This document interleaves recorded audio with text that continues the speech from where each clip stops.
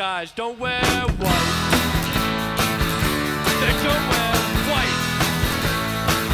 They don't wear white. They don't wear white. Welcome to Breakfast and BS with Vince and Friends. I am your host, Vince. With us today is producer Virgil and Mr. One Pancake, Johnny Lowe. We are here from Cinefani's in Jewel of the Hills, La Mesa, California. And, gentlemen, how's it going?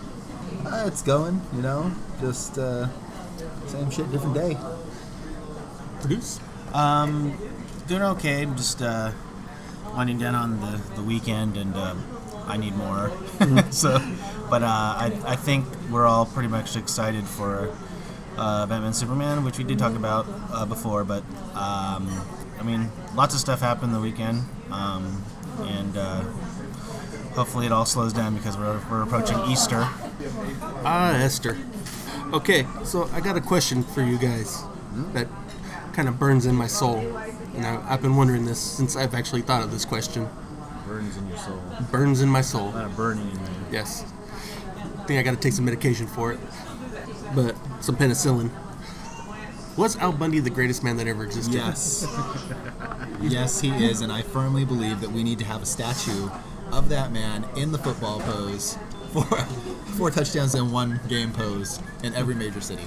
Why isn't there one in San Diego? Why isn't there one of him in Philadelphia next to Rocky?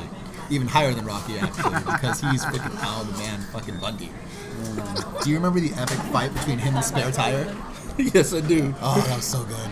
Yes, he's probably the greatest. Because, I got nothing better to do with my time right now. So when I'm getting ready to go for my morning walk, Married with Children is on, because I do it at the crack of ass in the morning. So that's all I do, watch Married with Children while I get ready. And I'm like, man, this show is so freaking ahead of its time. And Al's just like the patron saint of punishment. I miss it. Ed O'Neill, thank you. If you ever, for some reason, get a hold of this. We love you. We love you. Please join us one day. Regale us with high school football stories. That's all we ask. If you could teach us a little bit of jiu-jitsu too, that'd be amazing. I'm just saying, I learned from Al Bundy, that'd be amazing. Isn't he like a black belt? Yes. Yeah, he's good. It's legit. He's like with the Gracie Jiu-Jitsu, I think. Yeah, something like that. So here's a question while we're on the topic of Al Bundy. Do you think one of your favorite episodes could be for that show? Because honestly, there are so many great ones, I couldn't choose just one. But I think, honestly, the one that always kind of comes to my mind, there's a couple. The one where Kelly gets a motorcycle, but Al has these fantasies of being the easy rider with the long hair and all that stuff. And all of a sudden, 3 girls on the motorcycle while he's eating a sandwich that he picked up off the road, this perfectly made sandwich. And I'm like, that's how I want to be. But one of my favorite ones is one of the later episodes. I like Jefferson Darcy era, Married with Children. Yeah, I think both him and Steve bring something different to the table, and they're both. They do. Yeah. They do, but just, I don't know, everybody's a little more mature and all that stuff. So, it's the car wash episode where Marcy gets Jefferson a job at the car wash. Steve is there getting his car washed, where it turns out he's the chauffeur. Steve's all in a nice suit, shoes getting shined, all that, and Marcy's just trying to hide from him the whole time. Al decided to take his family to the car wash with them to get it washed, and they lost his car. And they're ready to buy him, the car wash is sorry that they lost his car, they're ready to buy him a new one, but he wants his car. And it turns out that at the end, they washed his car, and it was a completely different color. He brought it in brown, turns out it was a red Dodge. There's just so much dirt and all that stuff caked on it but the whole time he's like, I got valuable stuff in the trunk, and he doesn't want to tell his family what it is, and they're just assuming it's Biggins. Yeah. And then when he opens it up, it is a copy of Biggins, but inside of that is a picture of his family. And I'm just like, no matter what, he always has love for his family despite everything they put him through. And I don't know, for some reason that episode just always resonates with me. That one's a good one. No matter what. Or when Peggy's telling the romance novel to Seven, and they're all pirates. The missing child. Yeah. But that's something I do enjoy about Married with Children. At the end of the day, even though for all their quirks and their gripes with each other, the Bundys always have each other's back, and you can see that through one of the many fight scenes that they do together. I think for me, one of my favorite episodes is, all the men decide, hey, we need a man who can teach us about being a man. Being a man. yeah, So I they remember that one too. go up some mountainside to talk to some guy who I think they played football with. The right? manliest man they know. Yeah, and he's just up there, and all he has is a copy of Biggins and a guitar. Well, And he he's gave giving- he gave yeah. Al 2 tablets that he broke You know? when he first got down the hill. And a bag of flour. Al says, the other guys won't believe me if I just come down. What can I do? And the guy's like, yeah, I've got this copy of Biggins and this It was guitar. his Victoria's Secret catalog. Oh, that's what it was. And then he's like, and this guitar that my grandmama gave me. And he just gives Al Bundy the guitar. I mean, that was a hilarious episode to me, just the entire thing. Yeah, I remember that because like at the end they're like the men of No Man are freezing and they're like, "What do we got?" Like, we got our Victoria's Secret catalogs and we got the tablets. What do we burn? They burned the guitar. And I was just cursing them as heathens and all that stuff. And then they put the catalog in front of his Hooters and just goes on with his day. Virgil? You got one? I think, let's see. The one I probably remember the most is when they're having the barbecue. And then so, in Married with Children lore, every time, Peg is always wanting Al to have sex with her and stuff, and, he's always refusing. But then in this episode, because she's cleaned the barbecue and she's cleaning the bench and stuff, and so he starts like, and he sticks his tongue out, and then they go up, so they get going upstairs, and then so I think he was actually going to ask her like a real legit question, and then and she's already like mangled and stuff. Yeah. Great. And then she's like slowly shuffling, going upstairs. It's like no. I forget what the joke was, but that was like my favorite episode actually, because it was so unlike Peggy not to want it. That's great. That was my favorite one. Okay. New question. Was the Neo Geo the greatest arcade system ever? I will go last because I'm kind of a Neo Geo aficionado. I'm not saying there weren't great other arcades out there, like arcade games out there. Obviously, like Mortal Kombat, Spy Hunter, the Batman arcade game. I loved it. Superman arcade game. But just like pound for pound, I got my most bang for my buck from the Neo Geo system. Whenever I go to like the laundromat or something, it was always there, and I always found a game that I loved, whether it was Samurai Showdown or wrestling or King of Monsters. Oh my God, I've wasted money on King of Monsters. But you know what? I take that. I did not waste money. I had the pleasure of giving that thing my money. There's always a Neo Geo in a laundromat or somewhere. You're right, but I don't know. I guess I would just lean towards not the greatest arcade system ever. Just because there were so many options out there, especially when we were growing up when they actually had arcades. You could play everything in an arcade. God, I miss arcades now. But I'm going to go with no. Just because we had options then. So then what was the better system than Neo Geo? It's a good question. Yeah. I don't know. Yeah, you can't just say no and not give a reason. I'm just going to say, there were arcade cabinets out there, and I probably...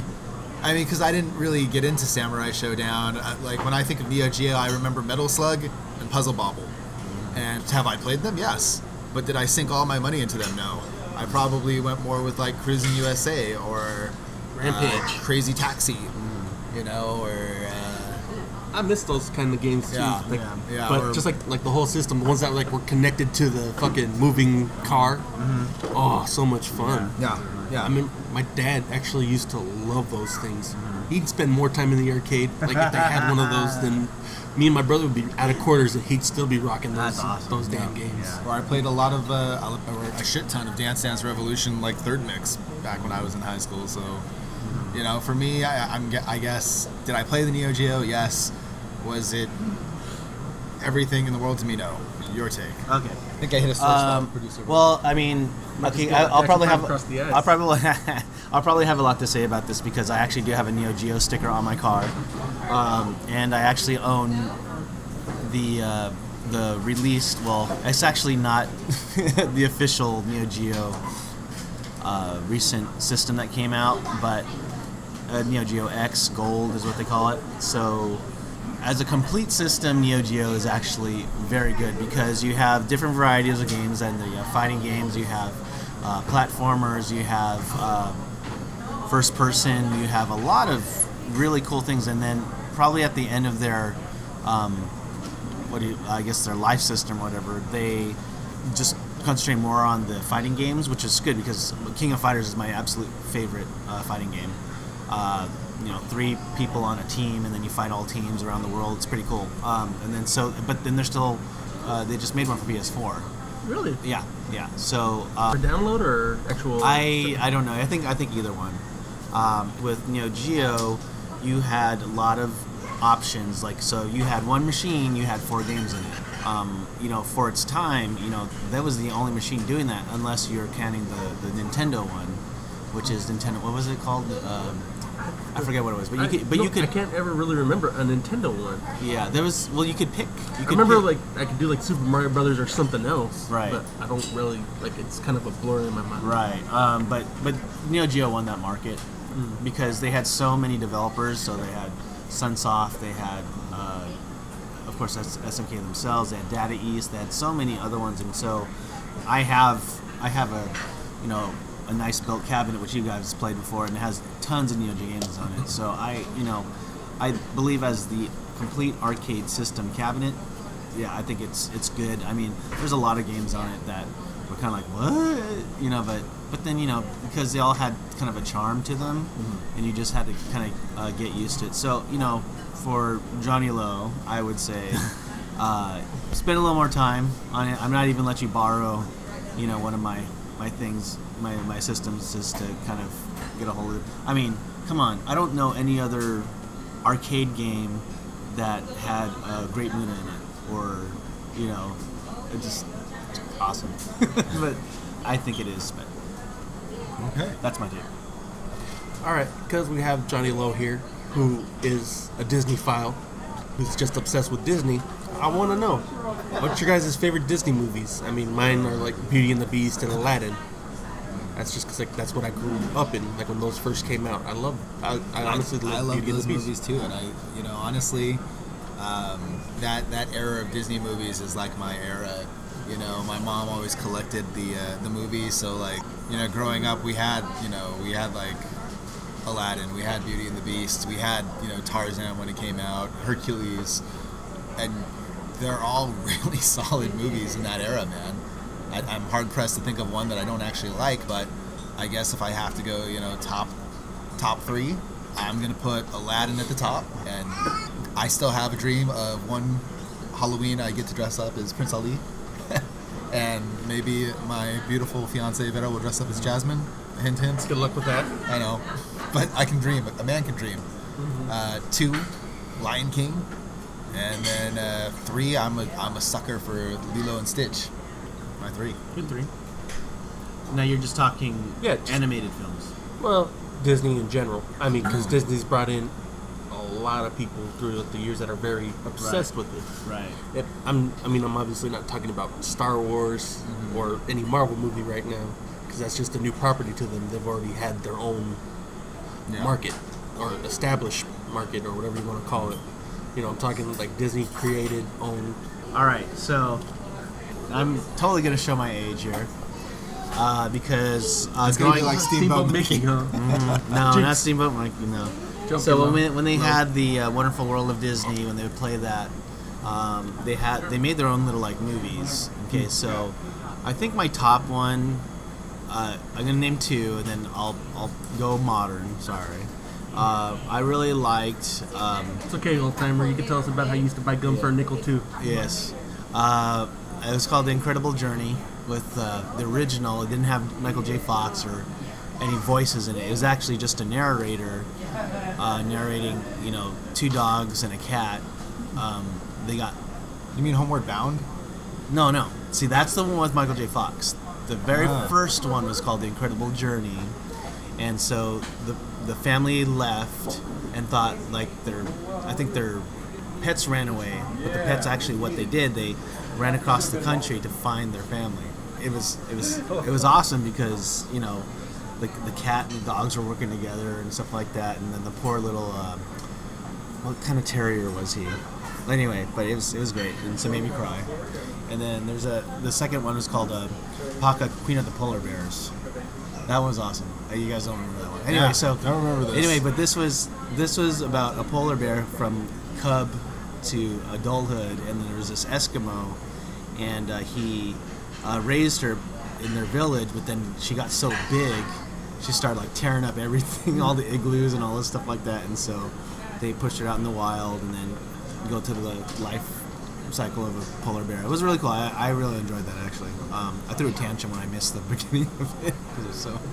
And then I think a lot of the movies that have come out recently, maybe in the last 5-10 years, probably one that resonated with me. I can't even think of one. Yeah. That just one because there's so many good. Like I thought Wall-E was great. Incredibles was good. Wreck-It Ralph. Wreck-It Ralph was good. Yeah, there you go. There you go. See, okay, so that's my. I didn't even Also think has of Joe Pixar. Neal in it. Yeah. So okay, so those I are my. didn't even think of Pixar movies. Damn. Yeah. One I loved as a kid, and I don't think gets any love nowadays, is actually a live action movie. Because Virgil just reminded me about like the live actions.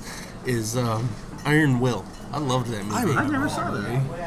What was that one about? It's about a kid who goes to Alaska to do one of those dog races, Oh, okay. and just everybody's like, "You can't do it, kid. You can't do it."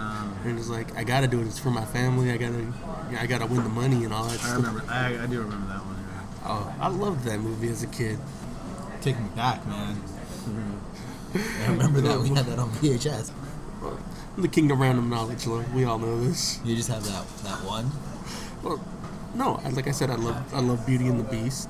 Have you guys thought about what the darkest Disney movie is you've seen? Hunchback of Notre Dame, man. I was just thinking that movie is super, super dark. Holy shit. Which one? Hunchback of Notre Dame. Oh, the one with Demi Moore. Yeah, Yeah. Oh my god, dude. yeah. That, I watched that like 6 months ago, and I was just like, "Are you serious?" but it has great music in it. It's got does. fantastic music, but like really, this guy is trying to rape this chick, Yep. and And treats Quasi like crap. Yeah, and- Killed his mother, and like, wow. but then How like did this even get then, made? like when he's like over the fire and like the gargoyles come to life in front of him, and he just sees hell. Yeah, no, that movie is insanely dark. You know what? It has like a dark tone at the end too. Is Tarzan, dude? Like during the final fight in the rain, and then you just see like the guy fall down, and then just stop. You see him dangling. You see the shadow of him dangling and shit. I'm gonna go home and watch some Disney movies now. I don't have to argue. Nobody has to like argue that too hard with me. But Well, even the Sleeping Beauty when the guy like just totally like stabbed Maleficent. She was a dragon. I was like, dude. Or freaking the transformation in Pinocchio, dude. When they're all turning into donkeys, man. That's some crazy shit. Yeah, that was scary. Some crazy stuff when you're a little kid, man. Well, yeah. I mean, Or and an adult. you know what else? Other Disney film is really good. Fantasia. Fantasia. Oh, dude, I loved her on American Idol. that movie. Wow, that thing can get dark, man. Oh, yeah. And if I were the type who smoked and did crazy drugs, I would play that thing nonstop and just let my mind like, whoa. Virgil, when the '60s happened, is that what it was like? Was that movie out then? Talking Did about you the do that? 18 or the 19? Oh. I think what really happened was when Fantasia first came out, no one liked it, and so they stopped it. And then when they actually re-released it, and then it was like, oh, it's so artistic and blah blah blah. Blah. I think that's how it happened. I think we're gonna wrap this up. So you can find Johnny Lowe on Facebook at Delicious Low Shizzle. Don't ask me how to spell it. Help support producer Virgil at stillill.net, and find him on Instagram and all that good stuff. You can find me on Instagram and Twitter on Maldecilo1904. Thanks for stopping by. I'll get the check.